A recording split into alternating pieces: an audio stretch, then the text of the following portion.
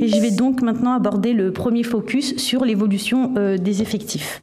Alors, donc, comme dit précédemment, la branche compte au 31 décembre 2021 153 300 salariés et affiche cette année encore un nouveau record avec une croissance de plus 2,1% donc par rapport à 2020.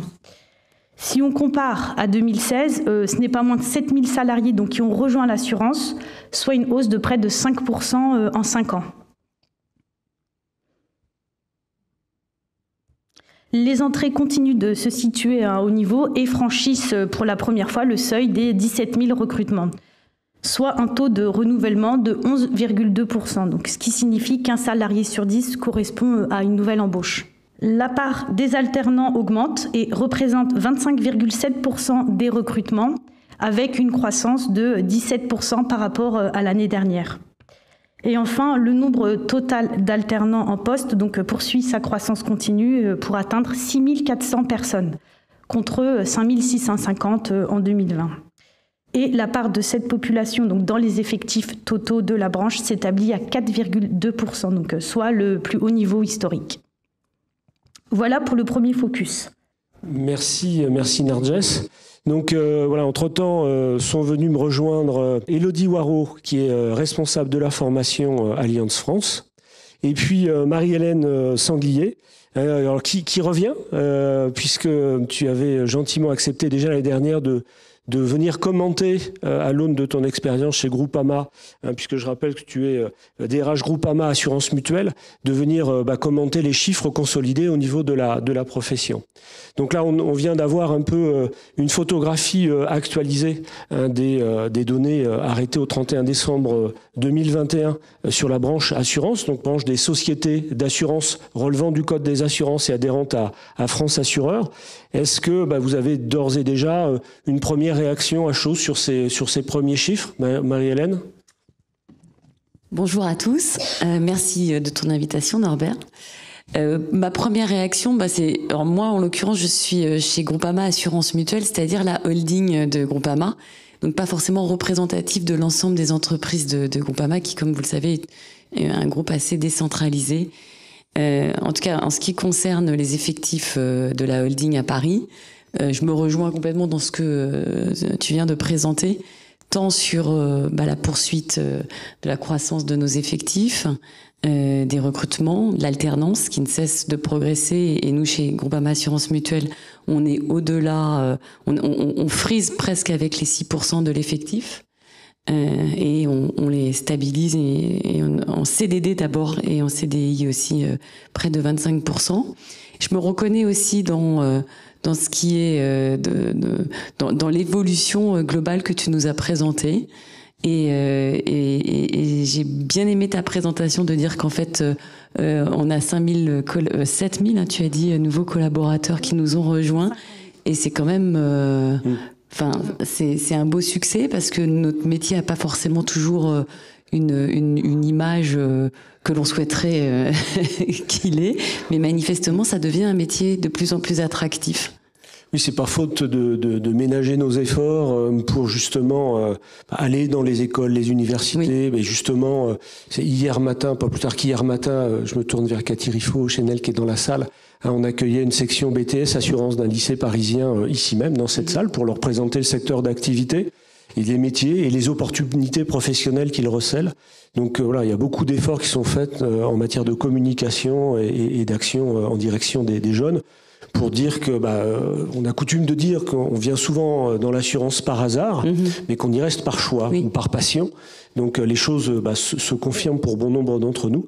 Donc maintenant, essayons de faire en sorte qu'effectivement tous ces jeunes nous rejoignent, jeunes et moins jeunes d'ailleurs, on reviendra sur ce point-là en deuxième partie de présentation, viennent travailler dans le secteur d'assurance en le reconnaissant non pas comme une activité purement financière sans doute, mais davantage comme une activité de service. Donc, et là, peut-être que ça changera aussi de regard par rapport à nos métiers. Chez Groupama, on a décliné toute une campagne sur les réseaux sociaux pour un peu casser les stéréotypes de l'assurance auprès des jeunes populations et faire s'exprimer nos collaborateurs pour qu'ils parlent en toute sincérité de leur quotidien. Oui, c'est sûr que les témoignages de collaborateurs en place, c'est sans doute les messages les plus vrais que l'on puisse délivrer. Élodie, on était sur des données très générales, mais j'ai envie de dire que la fonction formation que tu représentes, c'est une fonction qui est transversale à la fois à la fonction RH dans son ensemble et puis à l'entreprise. Il y a de la formation un peu partout, je pense qu'on est tous les deux d'accord sur ce sujet-là. Pareil, même question, première réaction sur ces données, évolution des effectifs, évolution du nombre de recrutements, évolution de l'alternance. Franchement, tous les indicateurs sont au vert. Oui, on voit vraiment un dynamisme dans l'assurance. Sur les effectifs, c'est vrai que nous, chez Allianz, on a une toute petite baisse, mais finalement qui est liée à beaucoup d'évolution de métiers et à un certain nombre, on le voit dans la branche, on a une ancienneté et un âge moyen assez élevé, donc nous on a quelques départs à la retraite. Par contre, on a maintenu un haut niveau de recrutement pour justement contenir ces départs et continuer à dynamiser les équipes. Et c'est en ce sens où on reste dans cette dynamique de se dire il faut qu'on attire des nouveaux talents dans l'assurance et on met en place, tous les assureurs effectivement, des campagnes sur les réseaux sociaux pour attirer d'autres personnes des autres secteurs vers l'assurance, qui est quand même un secteur vraiment très dynamique avec les nouvelles technologies qui s'intègrent. On a beaucoup de technologies dans les métiers, donc c'est vrai qu'en termes de formation pour nous, on va chercher des talents sur les nouvelles technologies, mais aussi on accompagne beaucoup en interne sur ces sujets-là. On fait beaucoup ce qu'on appelle du reskilling, et donc on accompagne les collaborateurs sur ces nouveaux métiers. En termes d'alternance, moi, ce qui m'interpelle, chez Allianz, on a toujours eu un haut niveau de recrutement d'alternants, donc on n'a pas recruté finalement plus qu'habituellement, puisqu'on est toujours au-delà de l'obligation. Ce qui m'interpelle, c'est peut-être effectivement le petit coup de pouce qu'a eu le gouvernement sur l'alternance. Je pense que c'est pour ça qu'on a des statistiques qui montent autant sur l'assurance en termes d'alternance. Ça a vraiment eu un coup de boost sur peut-être les entreprises qui étaient peut-être un petit peu plus frileuses, où c'était plus compliqué de recruter un alternant. Se dire qu'il y avait cet accompagnement du gouvernement pour financer les coûts du contrat a pu vraiment permettre de libérer en fait cette force vive que sont les jeunes pour l'entreprise. Nous, nos alternants, on leur propose des missions où à la fin, ils s'en vont, ils sont autonomes, ils sont capables de prendre des postes en CDI dans n'importe quelle entreprise. Donc ça permet vraiment de structurer toute cette filière de jeunes talents. Oui, parce que si on regarde dans la structure finalement de la composition des effectifs consolidés de la branche, CDI plus alternance, on est à 97,5%.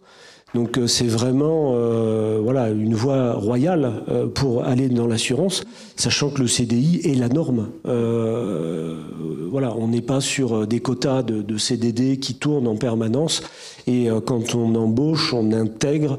Donc c'est pour ça où la formation, bien évidemment, est aux premières loges, que si on a 17 100 recrutements dans l'année, alors peut-être certains sont passés d'une société d'assurance à une autre société d'assurance, c'est certainement fort probable pour une partie d'entre eux, ne serait-ce qu'en renouvellement des départs, mais les départs, sur les dernières estimations qu'on avait faites, on devait être sur un départ sur 3 qui devait correspondre grosso modo à des départs en retraite, des cessations d'activité.